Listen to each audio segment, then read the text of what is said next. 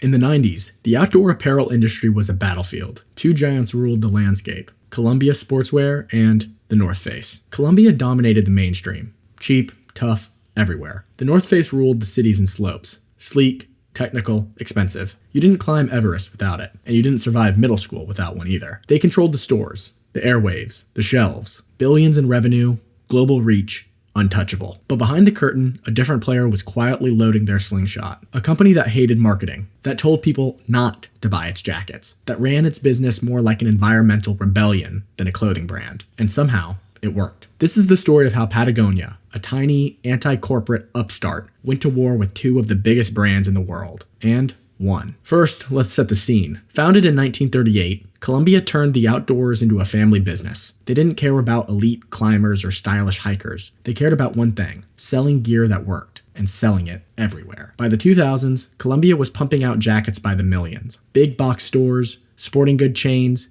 even your local grocery might have carried it. Cheap, reliable, boring. Then there's North Face, the crown jewel of outdoor performance. Born from the golden age of mountaineering, it started with elite gear for elite athletes. But somewhere along the way, it crossed over. Suddenly, rappers were wearing it. Teenagers, suburban dads. They were no longer selling gear, they were selling status. They chased trends, dropped collections, pushed the limits of hype. The outdoors became a lifestyle brand, and the North Face owned it. By the early 2000s, these two giants had carved up the markets like mob bosses. You bought Columbia if you were cheap, you bought North Face if you wanted clout. And nobody was coming for their throne. Until now.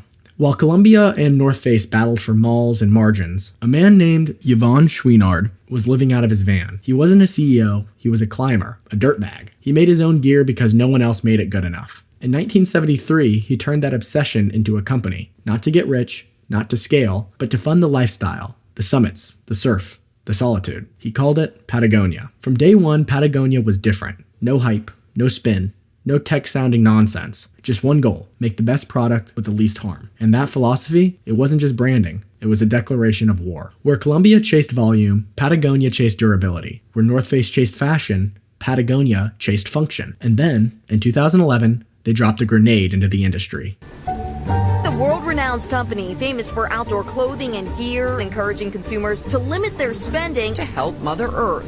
The ad was real. The message, even though their jacket was built to last, you probably didn't need it. It was an open attack on consumerism, on waste, and indirectly on their competitors. Because while Columbia and North Face were churning out seasonal product lines, Patagonia was telling people to buy less, and somehow sales went up. Patagonia wasn't just selling gear, they were selling a mindset, a rebellion, and customers were listening.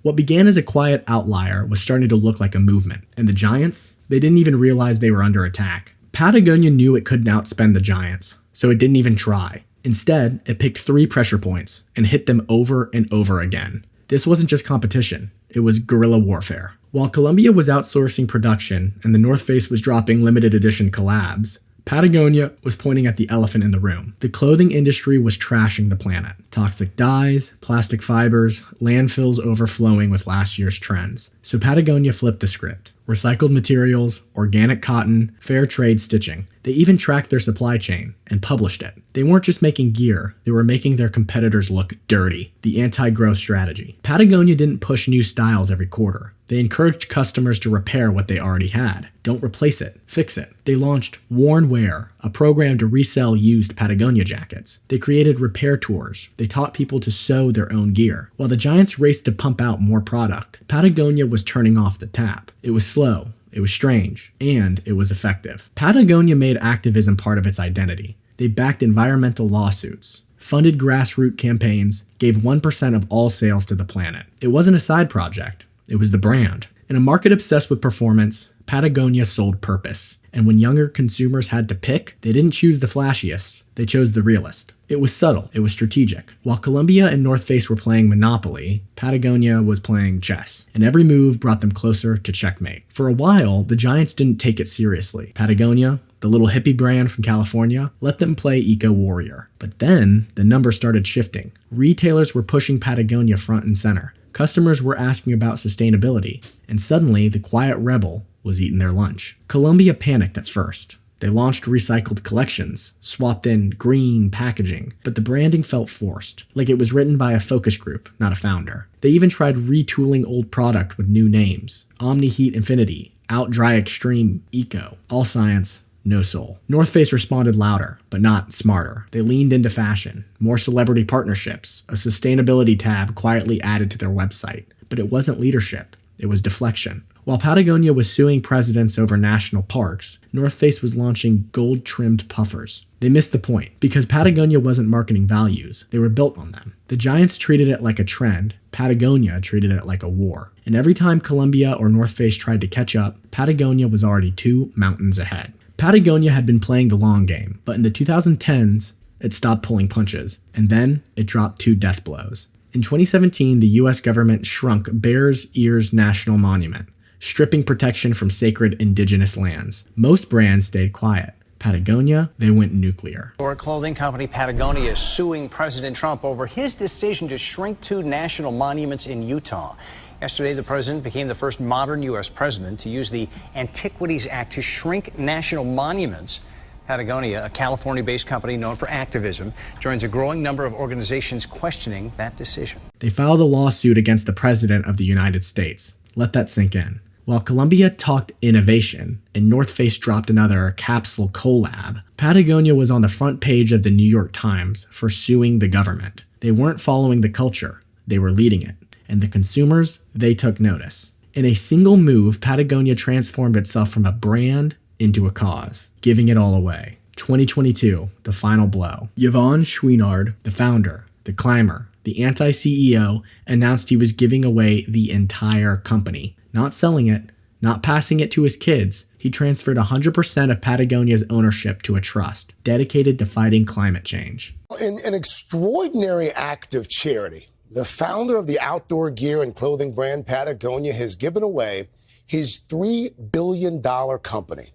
Ownership has now been transferred to a specially created trust that is going to use any profits not reinvested in the business to fight climate change. That's expected to be roughly $100 million a year. 83-year-old Yvon Chouinard, who started Patagonia roughly a half century ago, said, quote, "We are making Earth our only shareholder."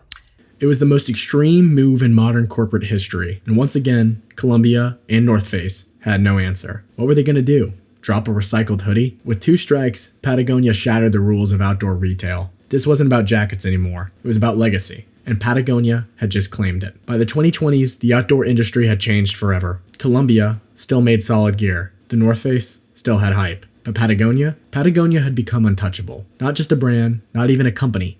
A philosophy. They didn't chase trends. They outlived them. They didn't outspend the giants. They outthought them. And while the others threw millions at ad agencies and influencers, Patagonia built something money couldn't buy. Trust. Customers didn't just wear Patagonia. They believed in it. They fixed it when it tore, passed it down to their kids. And when they saw a Columbia rack or a North Face collab, they walked right past it. Columbia had scale, North Face had style, but Patagonia had soul. And in the long run, that was all that mattered. Most companies die chasing relevance. They scale, they sell out, they fade. But Patagonia, it chose something different. It chose principle over profit, longevity over hype, meaning over market share.